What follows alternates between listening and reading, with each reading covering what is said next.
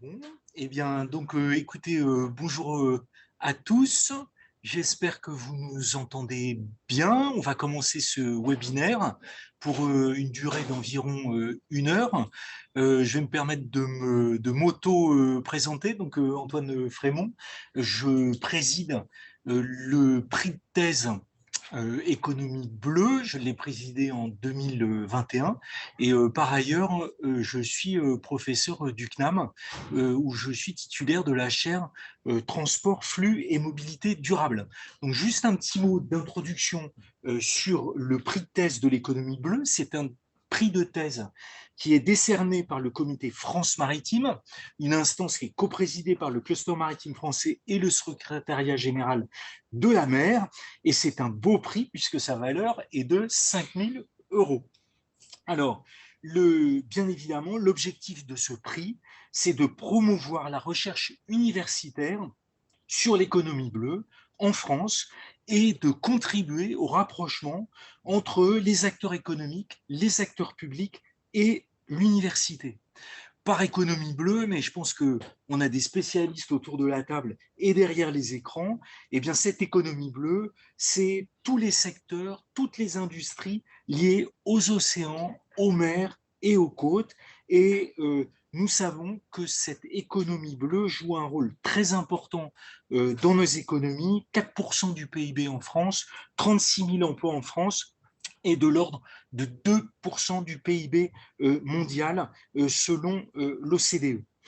Le prix de thèse a travaillé l'année dernière en 3 collèges, donc on a travaillé très sérieusement avec un premier collège représentant les administrations compétentes membres du comité France Maritime, un autre collège comprenant des représentants des secteurs économiques, membres du comité France Maritime, et puis bien évidemment un collège universitaire pour juger de la qualité académique des travaux qui nous ont été soumis.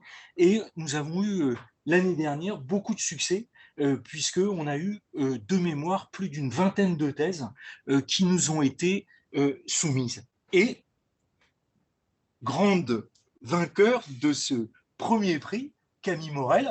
Et donc, on est très heureux d'accueillir.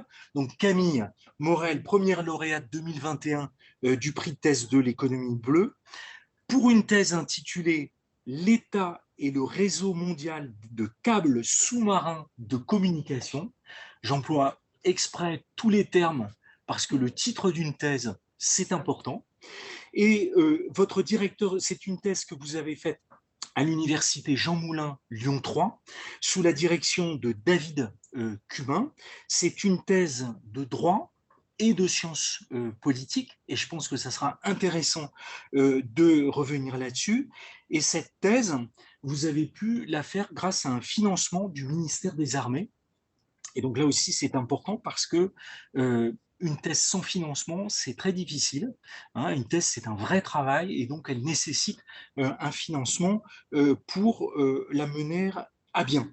Donc vous avez eu un parcours de droit à Toulouse, puis en master à l'université Jean Moulin, et puis vous avez ensuite enchaîné sur la thèse, et puis vous avez été aussi auditrice à l'Institut des hautes études de la défense nationale. Hein. Et Camille, qu'est-ce que vous faites aujourd'hui? Alors aujourd'hui, déjà, bonsoir à tous et un grand merci Antoine pour cette présentation. C'est l'occasion pour moi évidemment de dire que je suis honorée d'avoir reçu ce prix. Ce qui est intéressant avec cette thèse, c'est que j'ai pu à la fois travailler avec les industriels du secteur et les administrations. Donc j'ai après la thèse, continué et poursuivi certains travaux auprès de l'administration, notamment les services du Premier ministre et la Marine nationale.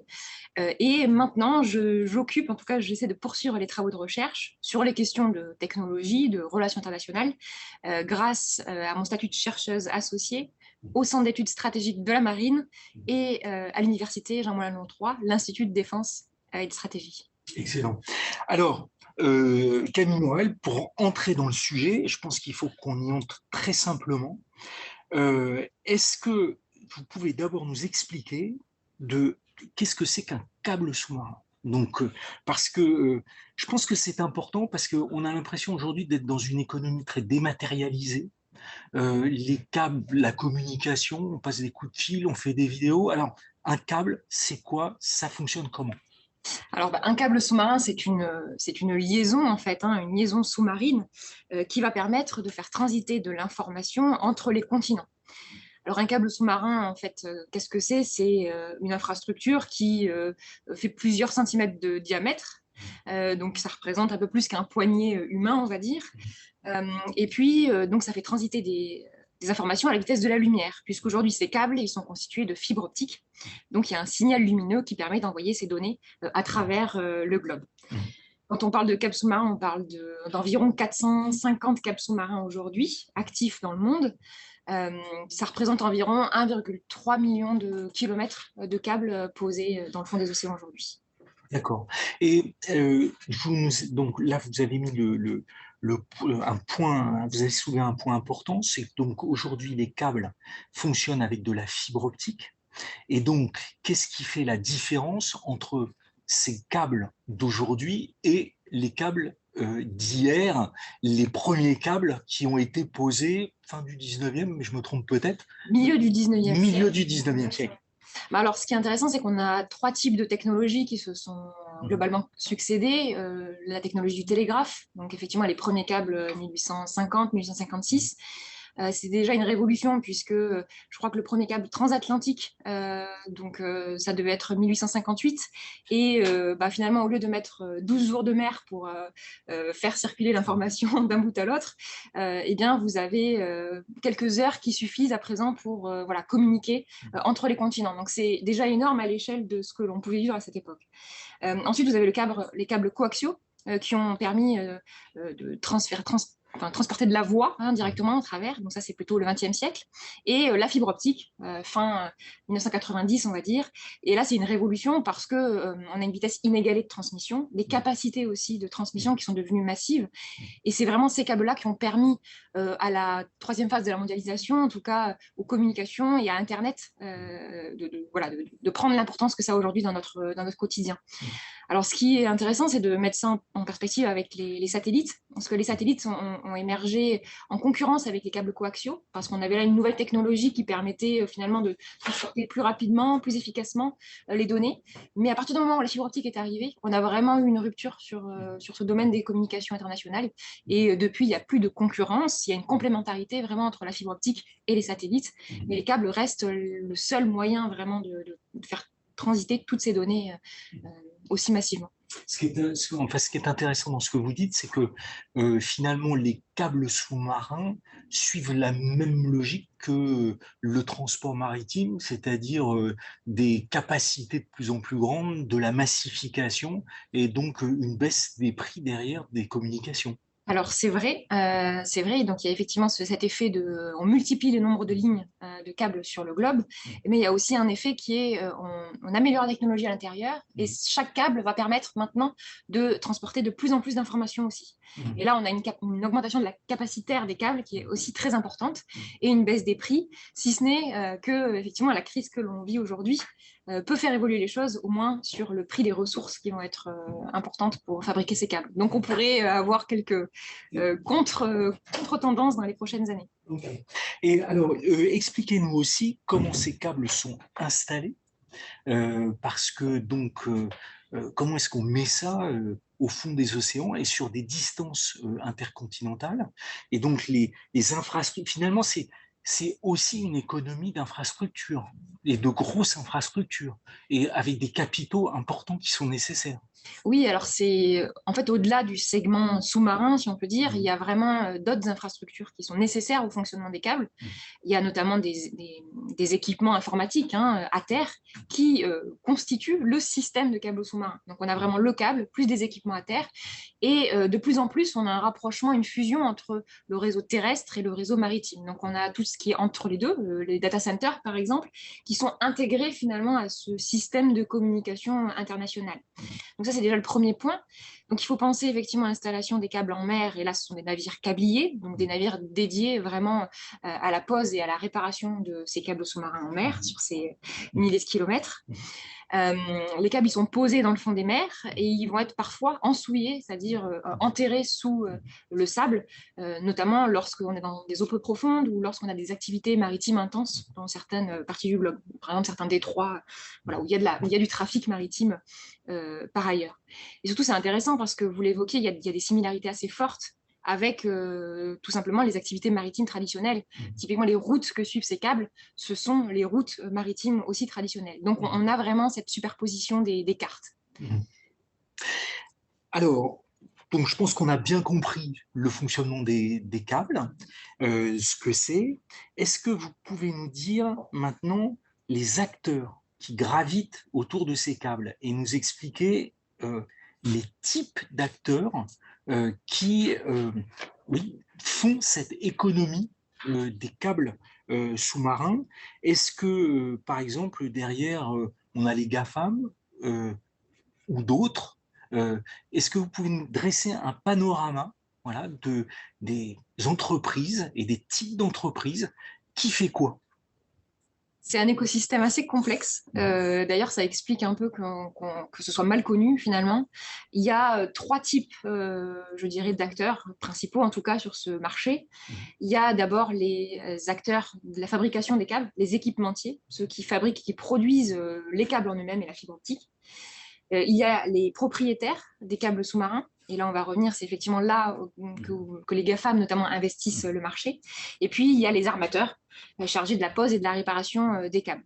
Donc là, je vais les présenter de manière segmentée, mais il y a, évidemment, les choses sont plus complexes que ça. Il y a des recoupages entre les différents acteurs et les grands leaders du marché ont souvent une présence sur plusieurs de ces segments.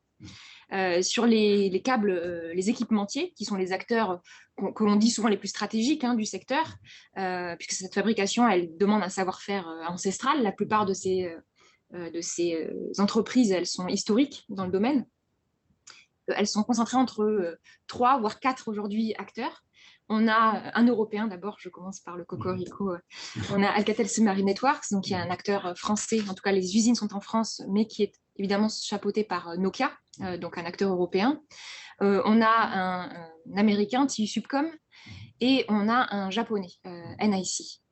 Maintenant, il y a depuis une dizaine d'années la montée en puissance d'un acteur chinois sur le marché, anciennement Huawei, maintenant qui est passé sous l'égide d'Antong Marine, et qui crée une rupture aussi parce que, comme je le disais, c'était des acteurs qui étaient historiques. L'acteur chinois arrive un peu de manière incongrue sur ce marché et de manière très rapide, il monte en puissance. Donc aujourd'hui, on a un différentiel encore entre ces trois principaux acteurs qui concentrent vraiment la maîtrise de l'infrastructure et ce nouvel acteur, mais qui est émergent et qui risque dans les prochaines années de prendre une ampleur un peu plus importante. Donc ça, c'est vraiment les acteurs de la fabrication. Excusez-moi, Camille, ces acteurs de la fabrication, est-ce qu'on peut considérer que en tant qu'équipementier, c'est une industrie de haute technologie, c'est-à-dire que les savoir-faire qui sont mobilisés ou les technologies qui sont mobilisées relèvent de savoir-faire qui sont extrêmement pointus et donc maîtrisables par finalement peu d'entreprises dans le monde. Tout à fait, c'est la raison pour laquelle il y a eu une surprise un petit peu à voir cet acteur chinois qui s'est d'ailleurs, enfin, l'émergence de cet acteur chinois, elle s'explique notamment par une joint venture qui a été passée avec un acteur britannique qui était jusqu'à présent dans les 4 ou 5 acteurs clés du marché. Donc il y a vraiment eu une joint venture qui a permis aussi à l'acteur chinois d'émerger aussi rapidement, en tout cas sur ce marché, parce que, comme vous l'expliquez justement, c'est vraiment une maîtrise d'un savoir-faire clé, d'autant qu'il y a la fabrication du câble, de la fibre optique, mais il y a aussi des équipements que j'évoquais tout à l'heure qui sont dédiés au fonctionnement de ces infrastructures et qui là aussi représentent un savoir-faire très important. Ok, d'accord. Et donc, les équipementiers, ensuite on a donc les propriétaires. Les propriétaires. Alors, traditionnellement, pareil, c'est assez historique, on a des opérateurs de communication qui investissent dans l'infrastructure en consortium d'opérateurs. Donc on a de nombreux câbles, notamment les câbles qui relient l'Europe à l'Asie en passant par le canal de Suez, qui sont les modèles justement de câbles en consortium, parce que les coûts sont importants et que ce modèle d'investissement permet de réduire évidemment la facture pour chaque câble. Vous pouvez nous donner un ordre d'idée d'un prix C'est plusieurs centaines de millions d'euros. Okay. Voilà. Donc après, effectivement, les prix des câbles sous-marins diminuent, mais ça va dépendre fortement de la demande des clients, donc en termes de protection, en termes d'exigence de route. Voilà, il y a plusieurs facteurs qui vont faire que ce câble va coûter plus cher. La distance aussi du câble, évidemment, donc en termes de matière, mais également la pose, parce que par exemple, quand vous allez poser un câble dans le Pacifique, évidemment, vu les distances et vu la complexité de la pose qui doit se faire quasiment en une seule traite aujourd'hui, vous allez engendrer des coûts qui seront supérieurs à des petits câbles ou à des câbles qui seraient dans l'Atlantique et qui seraient plus rapidement, des opérations qui seraient plus rapidement menées. Et donc, l'importance, en fait, de former des consortiums pour, j'imagine, répartir les risques, enfin, diviser les coûts et répartir les risques. Alors, il y a cet aspect financier, évidemment, qui entre en jeu, mais il y a un autre aspect qui est que ces câbles donc, qui sont posés en consortium relient en général non pas seulement deux États, comme à l'époque télégraphique ou comme dans l'Atlantique, où on a vraiment, par exemple, les États-Unis à la France qui vont être reliés et qui seront les seuls destinataires directs de ce câble, mais on a bien des câbles qui sont multilatéraux aujourd'hui et qui vont relier une vingtaine, voire une trentaine de pays. Donc l'intérêt d'avoir aussi une multiplicité d'acteurs, c'est que chaque acteur va finalement être responsable, notamment des autorisations, des permis, pour poser ces câbles sur les domaines publics des différents États. Donc il y a vraiment une plus-value effectivement à la financière, à partager ses coûts, mais aussi, je dirais, administrative et de gestion courante de ce câble. Donc ça, c'est le modèle traditionnel. Maintenant, il y a toujours eu à des moments des investisseurs privés plus indépendants et plus autonomes sur le marché.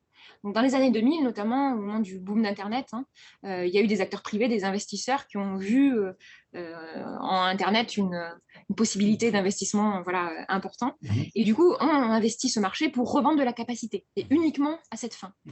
Il y a eu le boom d'Internet. Donc des vendeurs de tuyaux, des vendeurs de capacité. Poseurs et vendeurs de capacité. Donc, il y avait vraiment une plus-value qui était réalisée uniquement sur cette action-là. Ces acteurs, pour la plupart, ont fait faillite au moment, puisque les réalités d'Internet n'ont pas été aussi rapides qu'envisagées. En revanche, depuis 2010, il y a de nouveau ces acteurs privés qui réémergent sur le marché. Parmi ces acteurs privés, on a des banques, on a des investisseurs privés du même type que dans les années 2000, mais il y a aujourd'hui les géants du net, donc les fameux Google, Facebook, Amazon, qui sont des nouveaux entrants et qui investissent, alors qu'auparavant, ils étaient simplement locataires de la bande passante. Donc, c'est-à-dire qu'ils louaient aux opérateurs de communication une part de capacité pour faire transiter leurs données. Aujourd'hui, pour plusieurs raisons, ils essaient effectivement d'investir dans ce marché. Enfin, ils le font d'ailleurs, ils ne les essaient pas. Et aujourd'hui, ils représentent surtout une grande part de la capacité qui existe et qui sera posée demain. D'accord. Et on a un troisième type d'acteurs. Les armateurs. Les armateurs. Les armateurs qui sont aussi très importants puisque ce sont, là aussi, et c'est un marché qui est un peu plus réduit aussi, il n'y a pas tant d'acteurs que ça dans ce domaine, qui vont poser les câbles et les réparer. Et c'est aussi une part d'activité qui est importante, puisqu'aujourd'hui, on a des coupures de câbles, pas quasi quotidiennes, mais en tout cas, toutes les semaines, il y a une coupure de câbles quelque part dans le monde. En tant qu'utilisateur, on ne s'en rend pas compte, mais il y a vraiment un investissement de ces... Et Camille, les équipementiers ne sont pas les armateurs. Alors parfois, c'est là où les choses se compliquent, c'est que les équipementiers peuvent avoir des navires et donc sont aussi armateurs. Typiquement, ASN est équipementier et possède une filiale qui pose des câbles sous-marins et les répare. Donc on a bien ce cheminement. On a de la même manière des acteurs qui sont à la fois opérateurs, comme Orange, et qui est armateur, avec Orange Marine, la filiale. Et donc, est-ce que vous pouvez nous analyser ou nous expliquer finalement l'entrée des GAFAM dans l'investissement dans ces câbles? C'est-à-dire, pourquoi ces entreprises ont-elles jugé nécessaire d'investir dans l'infrastructure alors que peut-être que ce qui a fait la force de leur modèle à leur début, c'était justement de ne pas investir dans l'infrastructure. Et donc finalement, on y revient à cette infrastructure. Elle est stratégique. Oui, il y a une tendance à l'acquisition un peu verticale, c'est-à-dire maintenant d'aller vers une acquisition de couches supplémentaires et dont l'infrastructure physique fait partie, alors que ce n'était pas la stratégie de départ. C'est multifactoriel, on va dire. Il y a des enjeux économiques. D'abord, ne plus dépendre d'opérateurs et du coût aussi que l'allocation leur représentait pour eux, alors que leurs besoins sont de plus en plus importants et que pour l'avenir, leurs projections aussi de développement justifiaient un investissement en propre. Il y a des aspects aussi qui sont plus sécuritaires. L'idée pour les géants du net aujourd'hui, c'est d'avoir à peu près 2-3 lignes de communication identiques pour relier les mêmes destinations. Donc, vous allez avoir, par exemple, si vous voulez relier, parce que l'idée, c'est de relier les data centers entre eux, qui sont positionnés partout sur le globe. Et si vous voulez relier le data center américain au data center européen, eh bien, vous n'allez pas le faire par un câble, mais vous allez le faire par 3 câbles ou 4 câbles d'un coup. Ça va vous permettre, parce qu'on est incapable aujourd'hui de protéger complètement les câbles sous-marins, en cas de défaut, de faire rerouter l'information par un autre chemin, sans avoir à attendre notamment que les navires aient eu le temps de réparer ce premier câble. Donc, c'est un peu une logique de résilience, de sécurité. Et puis pour eux, c'est un enjeu de maîtrise aussi, c'est-à-dire qu'ils peuvent décider beaucoup plus rapidement aussi que les consortiums, il faut le dire, puisque toutes les décisions se prenaient jusqu'à présent en groupe de 20-30 opérateurs, de prendre des décisions qui correspondent davantage à leur réactivité aussi, en tout cas à leur modèle d'investissement, et de pouvoir choisir les routes qui sont suivies. Alors, on va interroger la juriste, parce que donc là, on a bien compris finalement le panorama privé et donc cet écosystème autour de la construction des câbles. Mais comme vous l'avez déjà un petit peu esquissé, ces câbles sont des câbles internationaux. Et donc, là aussi, comment ça fonctionne par rapport aux juridictions nationales, par rapport à la juridiction internationale, comment on fait pour poser un câble, donc une infrastructure physique, entre des juridictions qui sont aussi différentes quand on rejoint un pays d'Asie à un pays européen. C'est une vraie problématique, en tout cas pour les industriels aujourd'hui, c'est qu'il y a un statut juridique qui est très complexe.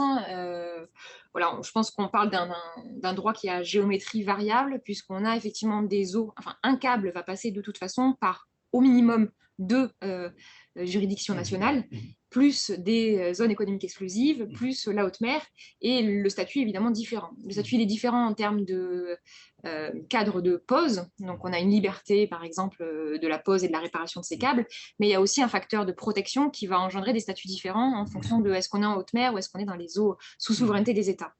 Donc pour la partie haute mer, effectivement il y a des conventions internationales qui régulent au moins pour la partie pose et réparation de ces câbles, mais pour effectivement les eaux sous souveraineté, on a une grande diversité de régimes juridiques. D'ailleurs, il y a des États qui ont très peu légiféré et puis il y a des États qui sont très contraignants aussi. Et donc, ça pose des vraies problématiques, notamment pour les permis. Aujourd'hui, on a des lois de cabotage aussi qui entrent en jeu, donc même pour aller réparer les câbles, c'est-à-dire que même quand les câbles ont été posés et qui sont effectivement sur les actifs, dès qu'il y a un problème dessus, il faut aussi pour les armateurs gérer cette question des permis pour aller réparer les câbles dans certaines parties du globe. Et c'est compliqué puisque ce sont des infrastructures privées.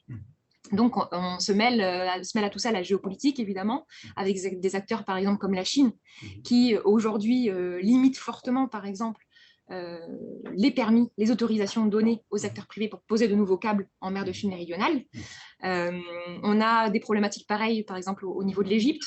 Alors, les câbles ne passent pas dans le canal de Suez, mais de toute façon, dans les eaux, pareil, dans les eaux souveraines, il y a des questions vraiment qui peuvent ralentir grandement ces projets d'envergure et qui prennent plusieurs années. Donc, c'est une vraie problématique, celle-là. Donc, ce qu'on peut dire, c'est en fait un câble sous-marin de communication, il n'a pas de nationalité.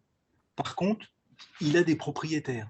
Tout à fait. Qui peuvent avoir des nationalités. Et c'est à ces propriétaires qui ont des nationalités de jouer avec les juridictions différentes pour poser leurs câbles d'une façon qui respecte les législations des uns et des autres. Alors, c'est même plus compliqué que ça. C'est-à-dire qu'il y a effectivement la question de qui est propriétaire de ce câble, mais c'est vrai que quand on a des câbles qui représentent 30 opérateurs, finalement, on a 30 pays différents aussi qui sont représentés. Donc, il y a ça, il y a la question de la destination qui est reliée parce qu'un câble, un câble pourrait être effectivement porté par un acteur américain, mais arrivé en Chine. Du coup, qu'est-ce que ça produit? Comment est-ce que c'est pris en compte par les différents États? Là, je crois qu'il y a des politiques vraiment très différentes entre les États. Aujourd'hui, on voit qu'il y a une politisation croissante du sujet sur la scène internationale, et du coup, ça complexifie les éléments parce qu'il y a la destination qui est à prendre en compte, il y a le contenu même du câble, quel est le type de flux qui va passer par ces câbles-là, parce que les États ne vont pas forcément considérer de la même manière des infrastructures qui seraient dédiées par exemple à la finance, ou des infrastructures qui seraient du grand public, des réseaux sociaux, voilà, peut-être de l'administration, du flux d'administration aussi. Donc il y a beaucoup de facteurs qui entrent en jeu, et ça rejoint cette problématique d'internationalisation que vous évoquiez au départ, qui est on ne peut pas réduire le câble à une entité ou à une nationalité, parce que ce sont des infrastructures internationales, voire même transnationales. Parce que ce qu'il faut aussi avoir en tête, c'est que les câbles relient à minima donc deux territoires physiquement, mais derrière la donnée elle va beaucoup plus loin, donc on peut même pas limiter finalement le câble à ces deux destinations ou à ces 3 ou 4 destinations. Il y a vraiment derrière, en Europe par exemple, tous les câbles qui arrivent aujourd'hui à Marseille vont relier plus largement l'Europe à travers les infrastructures terrestres, etc. Et on peut pas discriminer quel type de flux exactement va passer par ces câbles là. Donc il y a vraiment une problématique transnationale qui dépasse les frontières des États. Et donc, c'est quelque chose dont on n'a pas parlé. Vous parlez aussi, évidemment, il y a le contenu qui passe par ces câbles. Et donc, qui sont, comme vous l'avez dit, des contenus très, très différents.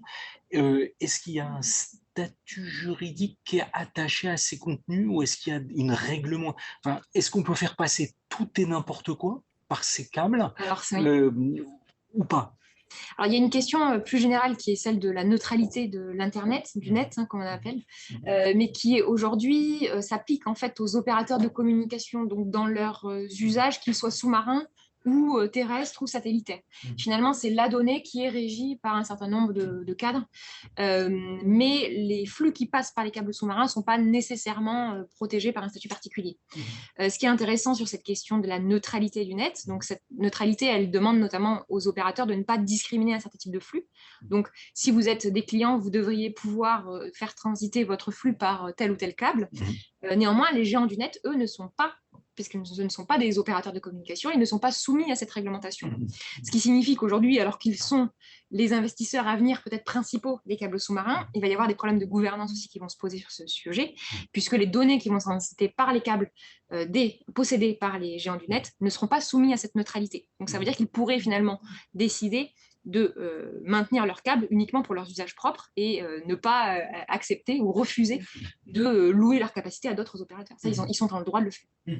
D'accord. Donc, oui. Alors, on voit bien que les câbles sont des objets juridiques extrêmement complexes, au centre d'enjeux économiques très importants. Donc, votre thèse, elle est en droit, j'ai envie de dire, elle est aussi quand même un peu en économie, parce que quand on étudie comme ça la diversité des acteurs et l'écosystème, effectivement, des acteurs, ben, on est amené à faire de l'économie.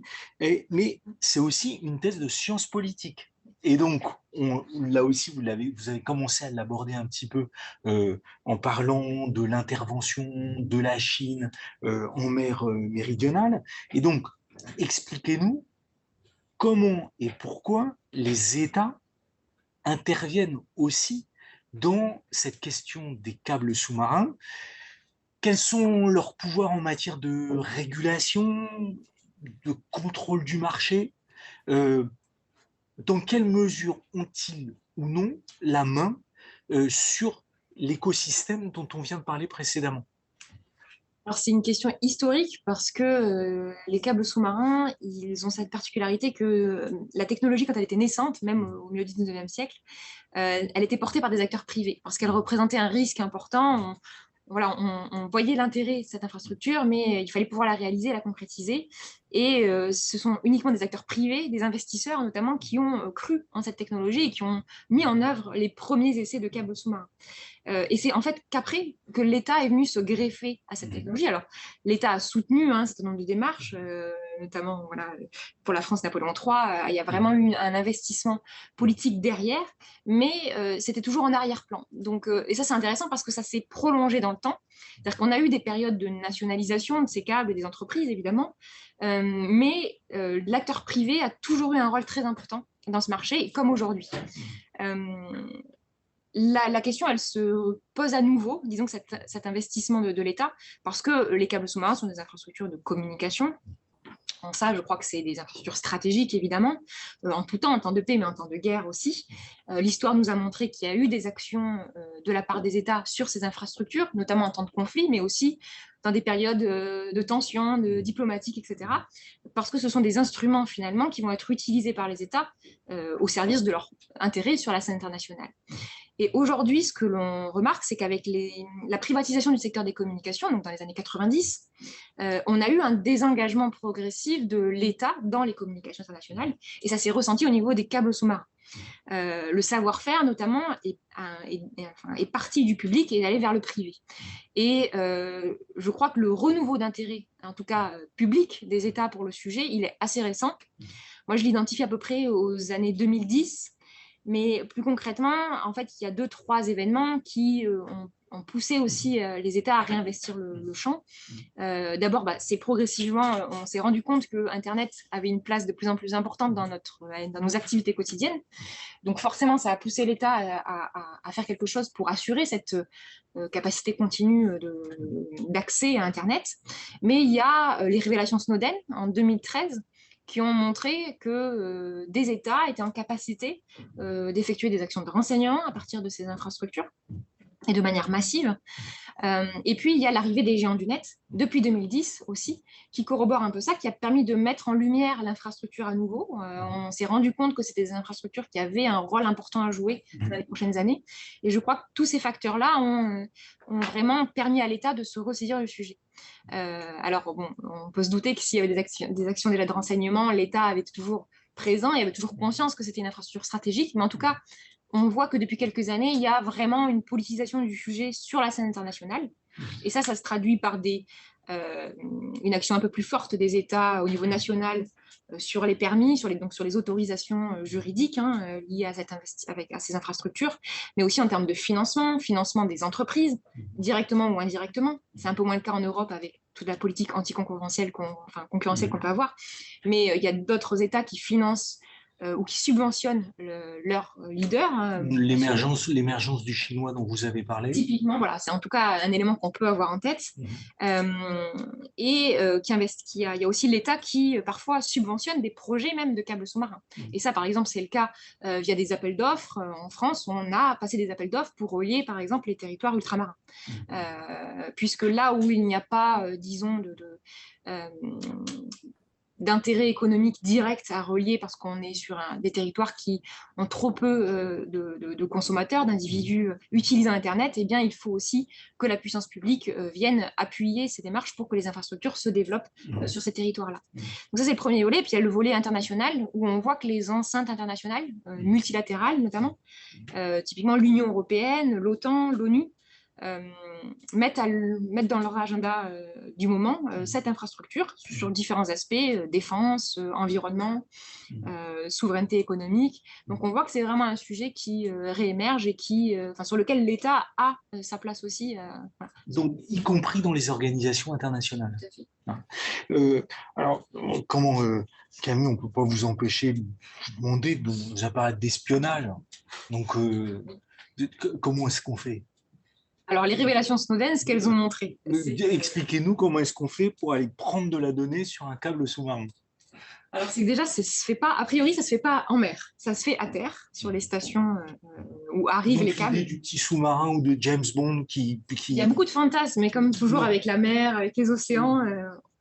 Techniquement, on sait qu'il y a des pays qui seraient en capacité d'agir sur les câbles. En tout cas, il y a des programmes de recherche, notamment américains, qui ont montré qu'il y avait des développements, ou en tout cas une volonté de développer des technologies qui seraient en mesure d'agir à partir soit de sous-marins, soit de drones sous-marins, etc. Donc, c'est possible. Maintenant, il y a plusieurs éléments sur ces câbles en mer qui sont un peu des freins à ça. C'est-à-dire que si vous allez si vous envisagez qu'on peut effectivement aller capter de l'information en mer, eh bien, il faut pouvoir stocker cette information et en faire quelque chose, soit la traiter en temps réel, ce qui est énorme. Il faut s'imaginer que ce sont, voilà, c'est massif ce qui des flux passe par câble d'informations sous-marin. massifs. D'autant plus que c'est de l'information binaire, hein, c'est un signal lumineux qui passe. Donc, ce n'est pas directement un message qu'on enverrait qui serait décrypté. Donc, il faut transformer ce message une fois qu'il est arrivé et il faut en faire quelque chose. Et pour ça, soit vous le stockez et puis vous le ramenez à terre et puis il faut traiter l'information collectée, mais il faut avoir les équipements pour ça.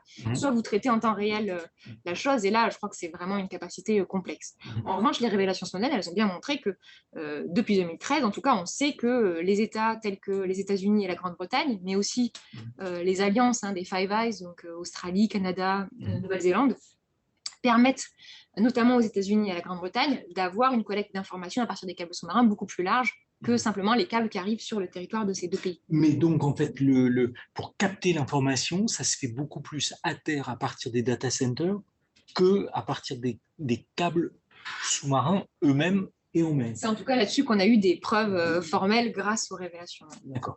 Et donc, bon, voilà, c'est intéressant de savoir ça.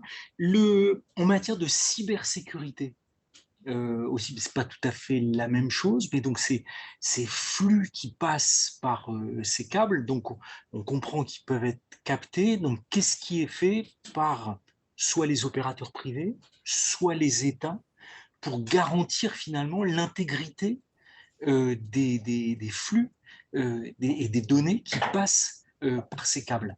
Là aussi, est-ce qu'on est dans de la haute technologie? Et qui fait quoi aussi là en matière de cybersécurité? Parce que un câble qui s'arrête de fonctionner, ça peut avoir des conséquences très négatives pour une entreprise, pour un État, une agence de tourisme. Il en a été question dans les actualités. Alors, ce qui est important, c'est de distinguer en effet ce qui pourrait porter atteinte au contenu même donc, qui est transporté. Donc là, on est comme sur l'intégrité physique du câble, on va rentrer dans une logique de, on peut avoir de la saturation d'informations, on peut voilà, censurer l'information aussi, à partir du moment où on a la maîtrise de cette infrastructure. Mais il y a aussi le volet cyber, donc qui est là, proprement dit, des attaques qui pourraient avoir lieu sur les systèmes d'information qui gèrent en temps réel le flux qui passe par ces câbles. Aujourd'hui, ce n'est pas traité de manière spécifique. C'est-à-dire que finalement, ces systèmes d'information, c'est les mêmes qu'on soit à terre. Voilà. Donc, il y a des serveurs. Donc, toutes les problématiques qui se posent pour les communications internationales, elles se posent finalement pour les câbles sous-marins, mais de la même manière. En revanche, c'est le volet effectivement plus de protection du contenu qui passe par ces câbles qui est là un enjeu, donc qui est l'enjeu du renseignement, mais qui est l'enjeu effectivement de la censure. On pourrait très bien, et il y en a eu dans l'histoire, des moments où on censure l'information, on limite le contenu, voilà, on discrimine certains flux qui seraient, et ça, je pense que voilà, c'est tout à fait faisable. Et en tout cas, aujourd'hui, il y a une prise de conscience globale sur la protection des infrastructures physiques, mais sur le contenu aussi. Et donc, les entités de l'État travaillent sur ce sujet, typiquement l'ANSSI, etc. Ce sont des anciens qui travaillent sur le volet cyber. La Marine nationale protège les câbles sur le volet un peu plus physique, évidemment. Et les opérateurs, en fait, c'est les premiers concernés par ce flux, parce que c'est eux qui sont en mesure d'identifier quand il y a des dommages qui sont causés au câble. Justement, à travers ces équipements, ces systèmes informatiques, ils voient qu'il y a un problème sur le signal, une baisse de trafic, etc. Donc, ils sont en mesure de réagir et d'envoyer à ce moment-là les navires pour aller repérer à quel endroit plus précisément et les réparer derrière. Et bon, il y a la guerre en Ukraine, donc en période de conflit. Est-ce que ces câbles font l'objet d'une surveillance renforcée? Alors, la mer Noire, mais est-ce que c'est uniquement dans la mer Noire qu'il y a un renforcement de cette surveillance, encore faut-il qu'elle soit accessible? Donc, qu'est-ce qui se passe en temps de conflit? Alors, généralement, on va dire qu'en temps de conflit, forcément, c'est une cible première, parce que c'est une infrastructure de communication. Et voilà, je crois qu'au même titre que les infrastructures d'électricité, de gaz ou autres, il y a forcément un enjeu stratégique derrière. Et on voit que l'histoire montre que les câbles sous-marins ont été ciblés en début de conflit, typiquement pendant la Première et la Seconde Guerre mondiale, mais même précédemment dans l'histoire, à plusieurs reprises par les États ou par des acteurs commandité par l'État. Donc ça, c'est une réalité. Et je crois que oui, forcément, les marines nationales des différents pays ont une attention de plus en plus importante sur ce sujet-là, parce que l'importance de ces câbles augmente et donc notre dépendance à ces infrastructures. Maintenant, dans le cadre du conflit russo-ukrainien, il y a très peu de câbles. La Russie en elle-même et l'Ukraine sont peu reliés par câbles sous-marins. Donc la question, en tout cas, du conflit haute intensité sur ces deux pays par rapport aux câbles, elle n'a pas vraiment lieu. En revanche, la question qui se pose c'est vraiment de la capacité de la Russie notamment à agir sur des câbles plutôt des pays occidentaux, c'est-à-dire voilà, ce qu'on a vu dans la presse, c'était beaucoup des câbles transatlantiques par exemple, reliant l'Europe aux États-Unis, parce que ça fait plusieurs fois, depuis 2014, qu'on voit des navires russes directement ou indirectement rattachés au ministère de la Défense russe, se balader à proximité des câbles sous-marins, sans savoir vraiment ce qui s'y passe. Mais en tout cas, on déduit de la capacité de ces navires, qui possèdent aussi d'ailleurs des équipements qui permettent d'aller cartographier et autres les câbles en profondeur. Donc on sait que c'est quelque chose qui en tout cas une volonté de la Russie de manifester sa présence près des infrastructures depuis quelques années déjà. Et ça se couple avec une logique qui est de dire on renforce notre présence à proximité de ces infrastructures et par ailleurs, on s'isole de l'Internet mondial en renforçant notre capacité à avoir un Internet plus souverain que la France pourrait avoir, par exemple. Donc, il y a vraiment une volonté législative, notamment russe, depuis 2019 à peu près, de vraiment faire en sorte d'être un peu plus indépendant de l'Internet mondial. Alors, la Russie, je l'ai dit, ne dépend pas forcément des câbles sous-marins, mais elle dépend du réseau terrestre de communication, des satellites, au même titre que les pays européens, etc. Il y a vraiment cette complémentarité. Et je crois que ça, c'est la manifestation que la Russie, en tout cas, veut montrer qu'elle est en capacité d'agir en se préservant elle-même. Parce que jusqu'à présent, l'idée, c'est qu'on a vu les États sont finalement très interdépendants des flux. Et jusqu'à présent, le point qui se posait, c'était on peut difficilement agir sur un câble sans soi-même peut-être subir les conséquences de cette coupure, alors même que les flux de données, on ne sait pas vraiment par où ils passent, comment ils passent. Donc là, c'est un peu la manifestation d'une volonté, en tout cas, d'une menace un peu plus crédible qu'auparavant. On peut peut-être dire à ceux qui nous écoutent attentivement, j'espère, que vous pouvez utiliser le chat pour poser des questions, voir si vous le souhaitez, peut-être même intervenir, je ne sais pas, je me lance peut-être, mais vous n'hésitez pas, surtout, à poser vos questions ou à vous manifester si vous souhaitez intervenir. Dans la suite de ma question précédente, on voit bien que la géographie joue un rôle important. Et parce que vous avez parlé de la mer Noire et des relations et puis des câbles transatlantiques. Est-ce que pouvez nous dresser un petit peu une géographie de ces câbles sous-marins et puis de comment ils se sont peut-être développés au fil du temps? Est-ce que l'espace transatlantique a été le lieu de départ de ces câbles ou pas? Alors, c'est assez intéressant parce que, donc, comme je le disais tout à l'heure, il y a effectivement, aujourd'hui, quand on regarde la carte, on peut la superposer un peu avec le trafic maritime classique. Il y a une concentration vraiment forte des câbles sous-marins sur les trois axes. L'axe transatlantique, transpacifique, transatlantique nord, plus exactement, transpacifique nord, et la route Europe-Asie passant par le canal de Suez. Ça, c'est la réalité. Et effectivement, on peut l'expliquer par des facteurs historiques aussi. L'axe transatlantique s'est développé en premier. Et aujourd'hui, la centralité des États-Unis, en fait, dans la construction d'Internet, dans la structure d'Internet, dans la structure des données, des échanges de données, fait que tout est encore centralisé sur les États-Unis. Donc, à la fois un aspect historique et à la fois un aspect continuité du réseau. La seule différence, c'est qu'auparavant, et jusqu'à la fin du 19e siècle, c'était la Grande-Bretagne qui avait un peu la place hégémonique dans les communications internationales. Et donc tout partait finalement de la Grande-Bretagne. Et donc, on n'avait finalement pas l'axe transpacifique qui était relié. On avait vraiment transatlantique, donc Grande-Bretagne finalement, allez, France pour quelques câbles, vers les États-Unis et déjà Europe-Asie, puisque c'était déjà, notamment pour relier les colonies et l'Afrique, des chemins qui étaient empruntés. Aujourd'hui, on a l'axe transpacifique qui a pris une ampleur très importante.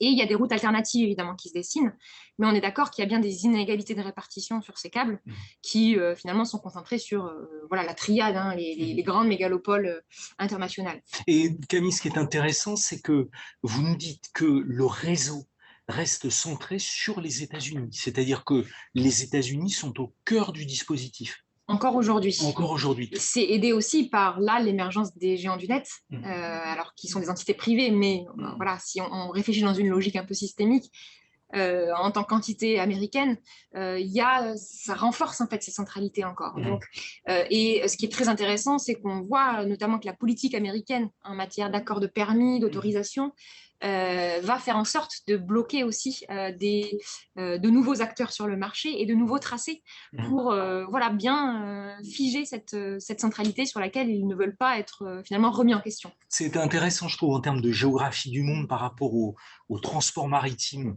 et notamment le transport maritime containerisé qui, lui, a son cœur qui bat en Asie orientale, avec le cœur manufacturier du monde qui s'est déplacé là, mais il n'empêche que là, pour la génération économique suivante, hein, quelque part, ça s'est centré sur les États-Unis. Et je pense qu'en termes d'évolution économique, on voit bien des trajectoires là qui sont tout à fait intéressantes. Alors, c'est très intéressant parce que justement, on voit que la croissance du nombre de lignes de câbles sous-marins qui sont posés en Asie, il y a énormément. Il y a cette croissance, elle est très forte. Elle est très forte. C'est surtout des lignes intra-Asie. Donc, c'est vraiment plus régional qu'ailleurs sur le globe, où on a vraiment voilà, le transpacifique, le transatlantique, tout ça c'est de l'intercontinental. En Asie, on voit qu'il y a une augmentation très importante du trafic de données, mais ça reste très localisé. Et je crois que justement cette géopolitique, ou en tout cas cette guerre commerciale un petit peu États-Unis-Chine, elle se ressent beaucoup dans la construction des câbles. Il y a des câbles transpacifiques, je l'évoquais, très importants, hein, donc c'est vraiment un axe majeur. Mais ces câbles-là, ils ont tendance à relier le Japon. Voilà, on a vraiment du fait de la Chine, de son blocage et du fait de la politique restrictive américaine, on a aujourd'hui une réalité qui est plus régionale qu'internationale pour en tout cas l'Asie et l'Asie du Sud. Camille, on a une question.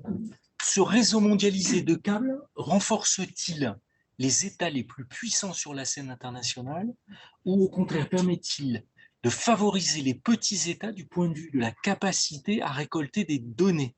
Ma question porte sur l'équité dans un monde en réseau. Du coup, pour moi, les inégalités, elles sont tellement fortes aujourd'hui que ça renforce la position des grandes puissances. Maintenant, il y a des initiatives alternatives, il y a des initiatives qui émergent un peu en coalition hein, pour voilà, dépasser les schémas existants dans la structure des câbles. Typiquement, il y avait des initiatives alors, qui n'ont pas donné lieu vraiment à des câbles. Par exemple, les BRICS, avaient en tout cas affirmé une volonté politique de s'émanciper, de passer par de nouveaux câbles. On a un certain nombre de câbles aujourd'hui qui ont émergé. Alors, en termes de capacité, ce ne sont pas des gros câbles, mais ils ont le mérite d'exister et de proposer des schémas différents, typiquement pour relier le continent africain et l'Amérique du Sud. Il y a 2 câbles dans ce sens. Et puis, il y a évidemment aujourd'hui, par exemple, l'Afrique qui est évidemment le marché de demain pour les câbles sous-marins et la donnée, qui aujourd'hui se développe, et il y a des alternatives qui se proposent par rapport à ce continent. Parce qu'aujourd'hui, typiquement, l'Afrique est dépendante de l'Europe dans son trafic de données vers les États-Unis. C'est-à-dire que pour accéder aux réseaux sociaux américains, etc., il faut passer par l'Europe pour interagir. Alors l'Europe est dépendante des États-Unis, voilà. C'est tout un enchaînement, mais je crois que oui, le positionnement actuel, en tout cas physique des câbles, pour l'instant, est toujours au bénéfice des grandes puissances. Après, des petits territoires, par exemple, on peut penser à nos îles du Pacifique, par exemple, sont aussi des leviers pour avoir une place peut-être plus importante, en tout cas pour avoir un rôle à jouer dans ce trafic de données. Ça pourrait être une possibilité avec l'émergence de data centers, d'environnements numériques qui vont permettre effectivement peut-être de décloisonner ou d'engendrer de nouveaux rapports de puissance. On va prendre les autres questions, mais avant, comme on est dans cette thématique-là, on va se centrer sur la France. Comment est-ce que la France se positionne dans cet écosystème, dans cette géographie et aussi dans l'écosystème? Donc, on a vu qu'on avait un équipementier très important, mais donc expliquez-nous donc le rôle de la France dans cette géographie des câbles sous-marins, dans l'écosystème et aussi le rôle de l'État, comment l'État intervient ou non, est-ce que c'est pour l'État un secteur important et qui est pris en compte? Alors sur le volet industriel, bon, je crois que là, il n'y a pas à dire. On est bien positionné, très bien positionné même, puisque effectivement, on a un équipementier, on a un opérateur et on a des armateurs. Donc vraiment, on est sur tous les fronts. C'est plutôt rare et voilà, on peut dire qu'on est l'une des puissances les mieux représentées sur ce marché, en tout cas. D'un point de vue géographique, maintenant, on a la chance d'avoir plusieurs façades maritimes. Et surtout, en Europe, on est les seuls à posséder 2 points d'entrée de l'Internet en Europe. On a Paris, donc voilà, Paris qui est terrestre, mais qui est relié, tous les câbles qui arrivent sur la façade Atlantique et Manche viennent relier directement le hub que représente Paris, et Marseille, avec tous les nouveaux câbles il y a déjà depuis un moment des câbles qui arrivent sur Marseille, mais c'est vrai que là, on voit que le hub monte en puissance, et ça nous fait donc 2 points d'entrée pour l'Europe, ce qui nous positionne aujourd'hui voilà, de manière vraiment incontournable pour ce trafic de données de l'Europe vers l'international. Et, et Camille, le fait qu'un câble passe par un pays, et donc là, donc apprécié par la France, ça lui donne un avantage par rapport aux autres pays. Ça lui donne une maîtrise sur le flux, sur le... Je crois qu'à plusieurs niveaux, c'est stratégique, c'est-à-dire que d'un point de vue résilience, d'abord, ça veut dire que vous allez avoir un nombre de câbles largement suffisant pour faire face en cas d'une difficulté de crise ou autre sur un certain nombre de câbles. Déjà, c'est le premier point. Le deuxième, c'est qu'effectivement, il y a une plus-value économique. On sait que le numérique aujourd'hui fonctionne comme ça, à regrouper toutes les activités numériques au même endroit. Hein. Il y a vraiment... oui, un intérêt économique et financier à vraiment faire atterrir les câbles là où il y en a déjà qui arrivent. Vous raccourcissez le chemin, voilà, vous créez une plus-value importante. Et vous allez plus vite aussi pour transférer les données. Donc, à partir du moment où Marseille devient un hub, qu'il est bien relié à Paris et aux autres, aux FLAP, hein, aux autres points d'entrée européens de la donnée, et en fait, vous avez tout à y gagner. Et puis, d'un point de vue, je crois, sécuritaire, c'est-à-dire que vous maîtrisez aussi l'arrivée des câbles, vous avez un contrôle sur l'infrastructure, vous pouvez imposer aussi votre réglementation, vos exigences de sécurité ou autres. Donc, je crois qu'il y a tout un intérêt pour un État à être vraiment au cœur de ce réseau. Il y a évidemment d'autres facteurs qui entrent en jeu, mais celui physique est important. On voit à quel point sur le numérique aujourd'hui. Et donc, est-ce que le gouvernement, l'État, a une stratégie définie par rapport à ces câbles sous-marins, à la fois en matière économique, mais aussi en matière de cybersécurité ou de défense? Ce qu'on voit en tout cas, c'est que le gouvernement français s'est approprié vraiment le sujet. Je crois que toutes les entités étaient c'est une problématique qui est éminemment transverse, hein, environnementale, économique, défense. Donc il y a vraiment plein d'enjeux. C'est un enjeu maritime, c'est un enjeu cyber, numérique, c'est de la technologie. Donc il y a vraiment de nombreux facteurs qui rentrent en jeu.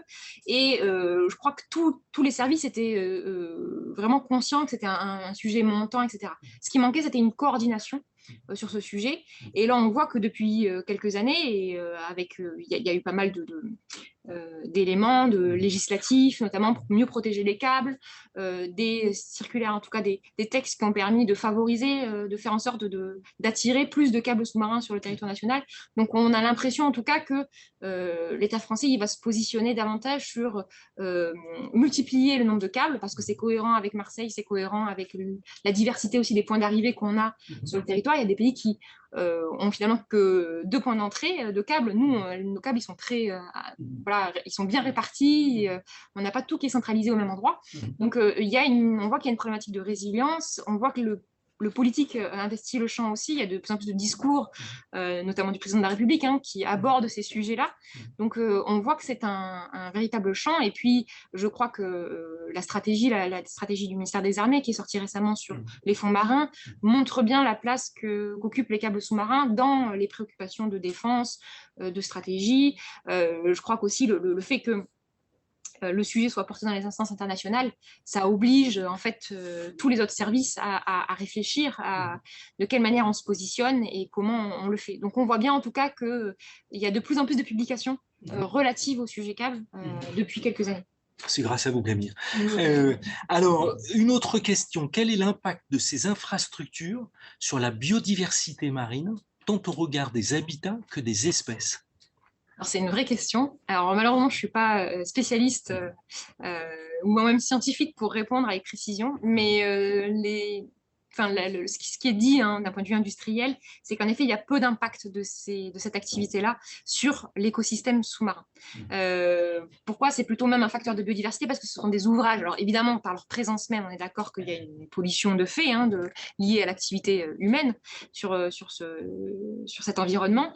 Néanmoins, il y a comme ce sont des ouvrages qui sont posés pour 25 ans environ, il y a une création de nouveaux écosystèmes sur le câble sous-marin, en sachant que le câble sous-marin va être relevé et que l'idée, c'est évidemment à un moment donné de laisser en l'état la biodiversité telle qu'elle a été à l'arrivée du câble. Maintenant, il y a des problématiques forcément de pollution aussi, parce que les câbles, il y a du plastique à l'intérieur. Donc, c'est un vrai enjeu aujourd'hui sur comment est-ce que l'industrie peut être moins polluante. Il y a des navires. Donc, voilà, on retrouve toutes les problématiques liées au maritime et à la pollution du maritime. Une autre question, l'utilisation des câbles sous-marins comme possible observatoire scientifique. Donc, par exemple, la prédiction des séismes, l'acquisition de données océanographiques. Donc, en fait, le câble qui deviendrait un outil de renseignement sur le fonctionnement de notre Terre. Oui, c'est un vrai sujet. Alors, il y a un groupe de travail au niveau international hein, qui est mis en place aujourd'hui. Je crois que c'est l'UNESCO avec l'organisation de la météo, je ne sais plus comment elle s'appelle, Organisation internationale de la météorologie, je pense, et donc sous l'égide des Nations Unies, qui travaille justement à voir comment est-ce que déjà il y a un intérêt à le faire et comment est-ce que ça peut se faire, puisqu'effectivement l'idée c'est de réutiliser tous ces câbles qui existent, qui sont posés à des fins commerciales et de placer des capteurs dessus pour améliorer la connaissance donc, de l'environnement marin, l'étude du changement climatique donc, et surtout oui, la prévision d'alerte en cas de tsunami par exemple, puisque ces câbles ils seraient en mesure de détecter les séismes sous-marins à venir. Donc, il y a déjà des câbles qui existent hein, en l'état qui sont spécifiquement dédiés à cet usage-là, au large du Japon par exemple. Pays qui est largement soumis à ces difficultés-là. Donc, ça permet de faire un réseau un petit peu de câbles sous-marins qui alertent plus rapidement en cas de montée en puissance de phénomènes naturels pouvant porter atteinte ensuite à la sécurité. La question qui se pose, c'est est-ce qu'on doit poser de nouveaux câbles? Est-ce que ces câbles doivent être dédiés? Et puis surtout, est-ce qu'il ne peut pas y avoir le risque du double usage derrière? C'est-à-dire qu'à partir du moment où on connaît mieux l'environnement marin, on peut aussi imaginer des fins plus militaires à ces capteurs. Donc voilà, c'est toutes les problématiques qui sont autour de ce sujet-là, mais c'est bien un sujet qui est intéressant. Qui est intéressant. Une autre question sur la zone économique exclusive et donc quelles sont les contraintes que peut imposer l'État côtier en zone économique exclusive pour garantir la coexistence des activités? Oui, là, c'est vraiment en fonction des États. On va dire que c'est une problématique complexe. C'est la même, finalement, que dans les eaux sous souveraineté. C'est-à-dire que cette problématique de coexistence, elle se pose aussi en haute mer. Là, avec les négociations qui sont en cours sur la zone internationale des fonds marins. C'est-à-dire qu'il y a des problématiques de protection, de préservation. Depuis tout le temps, il y a des pêcheurs. L'une des premières causes de coupure de câbles aujourd'hui, c'est celle des pêcheurs et des ancres de navires. Donc, c'est vraiment c'est un vrai sujet sur lequel il y a de la sensibilisation depuis longtemps. Maintenant, elle se régule différemment, c'est sûr, dans les eaux sous souveraineté. Après, là, ça dépend vraiment des États et de leur conscience du sujet et évidemment de leur politique en matière aussi de zone économique exclusive, parce qu'on est vraiment entre deux.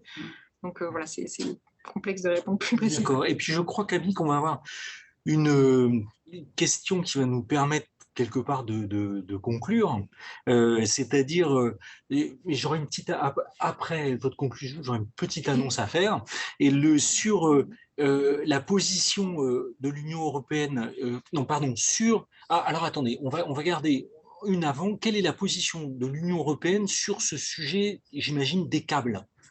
Alors c'est assez récent parce que c'est un sujet qui monte en puissance au sein de l'Union européenne. C'est plutôt sur le volet souveraineté. Donc là, on voit que notamment avec la présidence française de l'Union européenne, il y a des choses qui vont bouger. Ça avait déjà commencé précédemment avec la présidence du Portugal, où il y avait une volonté, en tout cas affichée, de mieux penser la connectivité de l'Europe.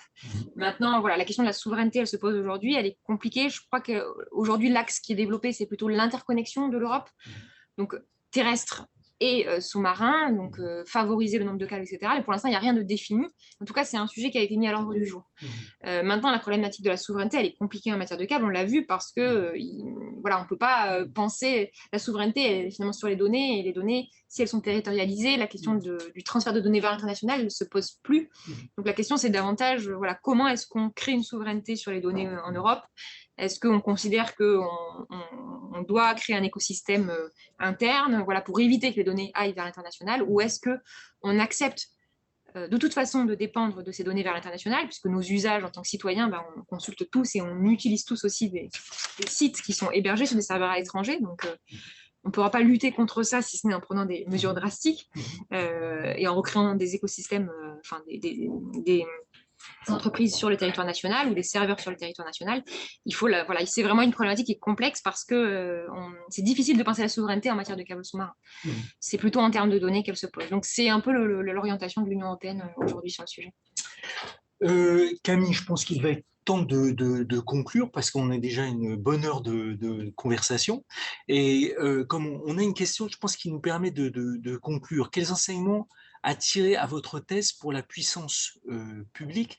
J'ai envie de l'élargir encore un petit peu la question, pas uniquement la puissance publique, c'est-à-dire que finalement, qu'est-ce que vous auriez envie qu'on retienne de votre travail, les quelques idées forces que vous voudriez que un lecteur ou un citoyen retienne de votre travail de thèse? C'est la thèse de la thèse, quoi. C'est toujours compliqué. Non, bah, je crois que le premier message fort, c'était c'est un sujet qui réémerge, d'autres puissances s'intéresse au sujet et il fallait que ça redevienne un sujet pleinement investi par l'État français en particulier, puisque c'était de cette manière-là que j'avais orienté le travail. Mais plus largement, l'idée, c'est vraiment de dire que cette infrastructure, c'est une infrastructure d'avenir. On l'a vu, elle est liée à l'économie bleue, elle est numérique, donc c'est une technologie qui est numérique et à la fois maritime. Et en cela, je crois que c'est vraiment un lieu de cristallisation des tensions en fait, sur l'ordre international.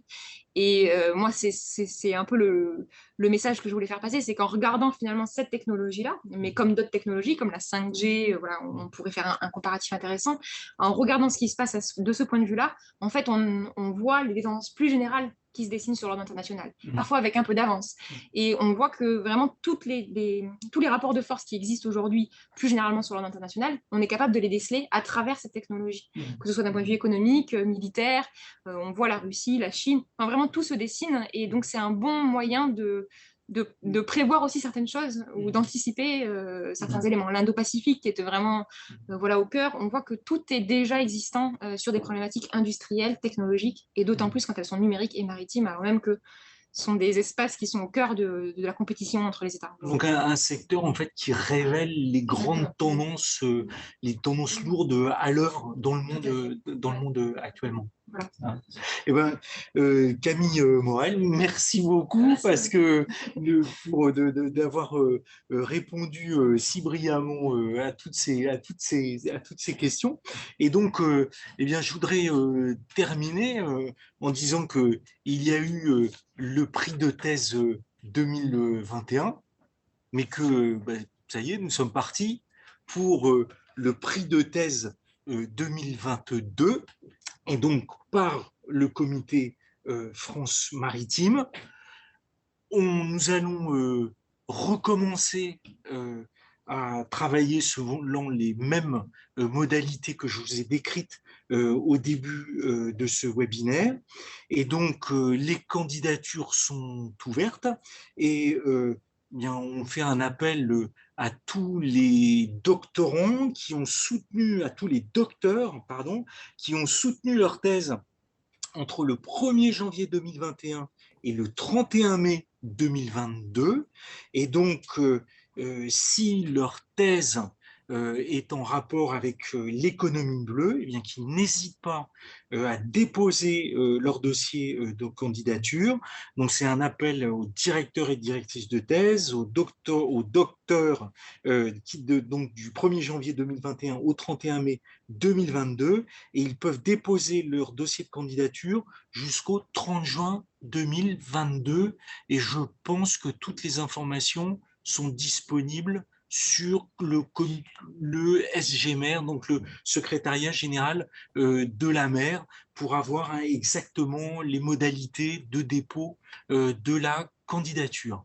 Voilà, donc Camille, ben encore un grand merci pour votre travail et puis j'espère que ça montre à quel point le travail de thèse est un travail formateur et éclairant pour tous les acteurs du domaine concerné. Donc un grand merci Camille. Un grand merci également.